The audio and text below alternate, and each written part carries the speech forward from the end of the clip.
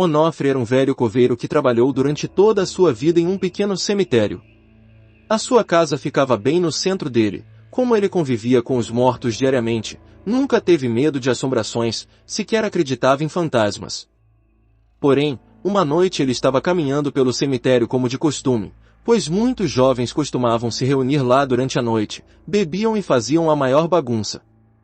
Mas esta noite estava tranquila, era noite de lua cheia, ele quase não precisava usar a sua lanterna para iluminar o local.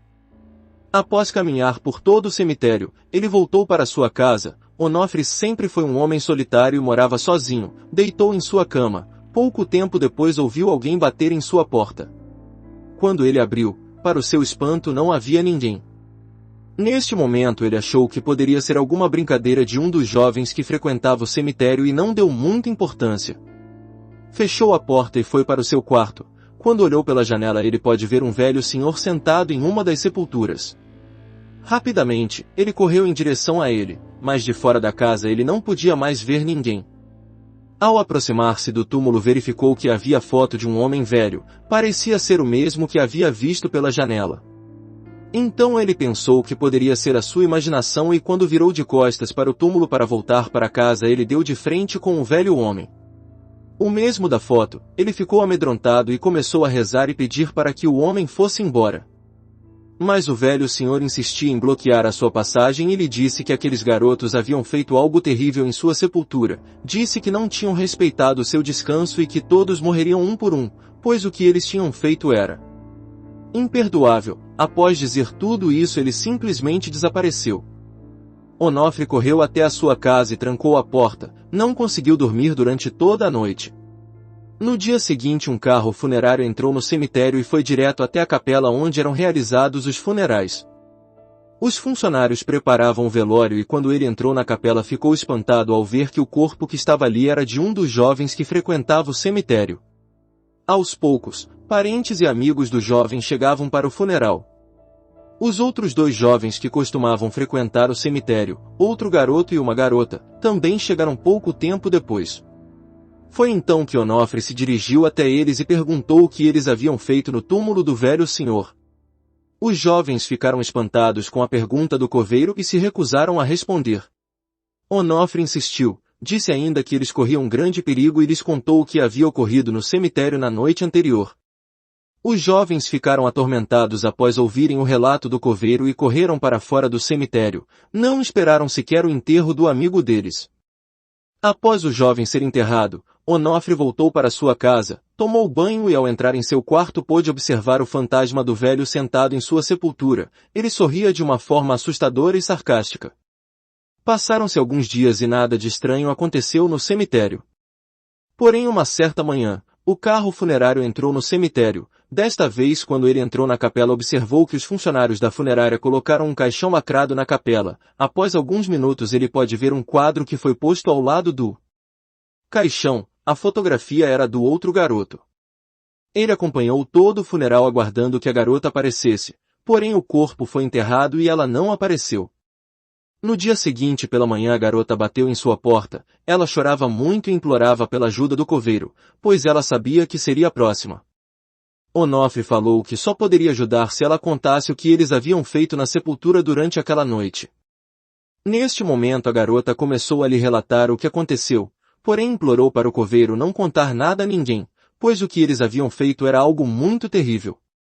A garota disse chamar-se Larissa, afirmou que os jovens estudavam na mesma escola e eram todos colegas de sala. Relatou que os três gostavam de frequentar o cemitério à noite, onde todos bebiam e contavam histórias de terror. Certa noite, Maurício propôs um desafio, tratava-se do seguinte: quem conseguisse o objeto mais assustador do cemitério ganharia a aposta.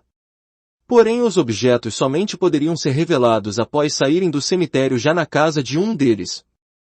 Foi então que todos foram até o apartamento de Larissa, pois os seus pais estavam viajando. Logo ela revelou que havia subtraído um vaso de flores. Já Marcos revelou que havia pegado a foto de uma mulher de uma das sepulturas. Em seguida, Maurício revelou uma sacola de pano. Quando os jovens viram o que estava dentro dela, ficaram atormentados, pois Maurício retirou um crânio de seu interior. Neste momento, Larissa e Marcos ficaram furiosos com Maurício e imploraram para que ele devolvesse o crânio para sua respectiva sepultura. Ele logo concordou, bem como todos eles decidiram devolver os objetos ao cemitério, porém devolveriam durante a noite para que ninguém pudesse ver o que eles haviam feito. Ao conversarem, descobriram ainda que os objetos eram de duas sepulturas que estavam lado a lado. A fotografia era da esposa do velho senhor que assombrava o cemitério, o mesmo relatado pelo coveiro. O crânio era do esposo e as flores eram de ambos os túmulos.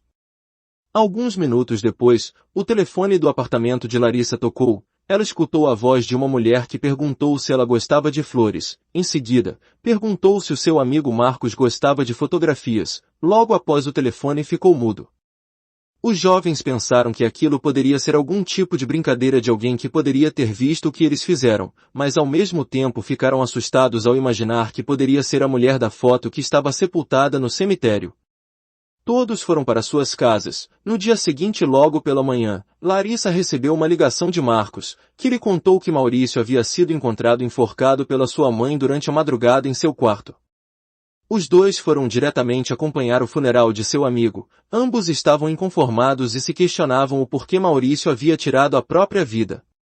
Neste momento o coveiro aproximou-se, conversou com eles e os dois saíram completamente assustados do cemitério. Passaram-se alguns dias e Larissa não havia mais conversado com Marcos.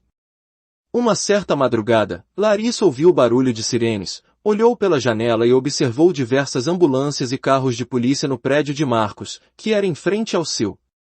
Logo em seguida, ela trocou de roupa e conseguiu entrar no prédio de Marcos durante toda aquela confusão. Ao aproximar-se dos paramédicos, ela se assustou ao ver que era o corpo de Marcos que estava caído no local. Ele havia se jogado do 15º andar do edifício. Ele estava irreconhecível, pois a sua cabeça explodiu ao chocar-se contra o solo e haviam miolos por toda a parte. Larissa voltou muito triste e assustada para o seu apartamento. Não conseguiu dormir durante a noite toda e não teve coragem de ir ao funeral de seu amigo. Mas decidiu procurar pelo coveiro. Ela não tinha outra alternativa e teria que contar o que eles haviam feito naquela noite, pois ela sabia que seria a próxima e talvez Onofre seria o único que poderia ajudar. O coveiro perguntou onde estavam os objetos furtados do cemitério. Larissa respondeu que eles estavam em um quarto no piso térreo de seu prédio, onde alguns moradores usavam de depósito para guardar objetos.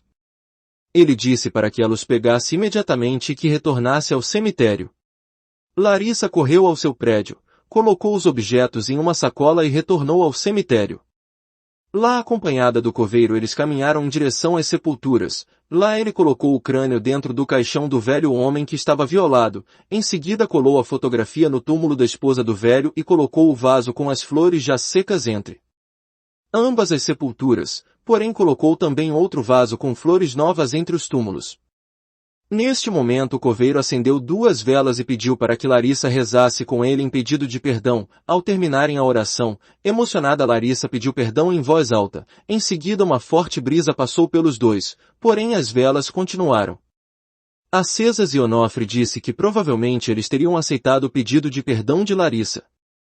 Vários dias se passaram e muitos funerais foram feitos no cemitério. Onofre acompanhava todos e ficava aliviado ao saber que nenhum corpo velado era de Larissa. Algum tempo depois ele recebeu a notícia de que ela estava viva e bem.